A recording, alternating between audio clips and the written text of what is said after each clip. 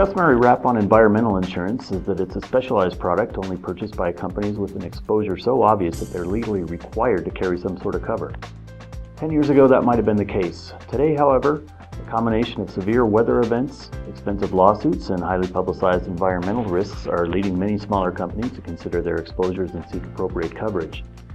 Insurance Business America recently visited the offices of Freberg Environmental Insurance in Denver to gain some insight on emerging trends as well as some opportunities for producers in this market. Freberg is a highly regarded specialist in developing, marketing, and underwriting environmental insurance programs. We sat down with 20-year industry veteran Stacy Brown, the president and managing partner of Freberg Environmental, to get his take on the issues in this installment of a 4-part series.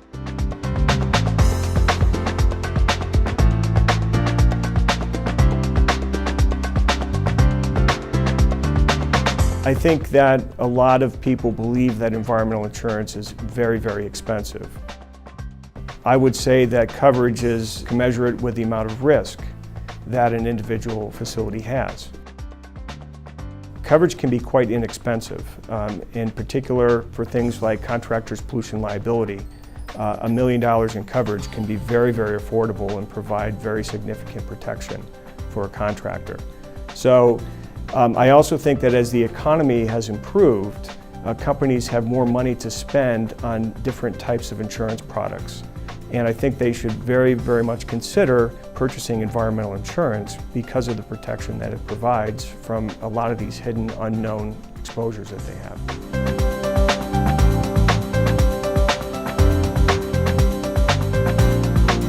Environmental impairment liability and contractors' pollution liability, I think, are the two policies that really have the most potential. A lot of environmental companies, a lot of our environmental carriers provide coverage for environmental contractors and environmental consultants, but the universe of those types of operations are quite limited, perhaps 80 to 85,000 total in the United States. But if you consider the number of facilities in the United States, which are in the millions, many of those facilities are handling these raw materials and hazardous materials. The premium universe for site pollution is almost unlimited. Contractors' pollution liability, if you think of all the contractors in the United States, it must be also in the millions. So those two marketplaces, I think, are really untapped. And as insurance agents become more comfortable with environmental coverage, I think they're going to be presenting more and more quotes to their insureds, also as a way to protect the agent's own E&O, because if they're not offering that coverage, they have a potential for an E&O claim should their insured have a pollution release sometime in the future.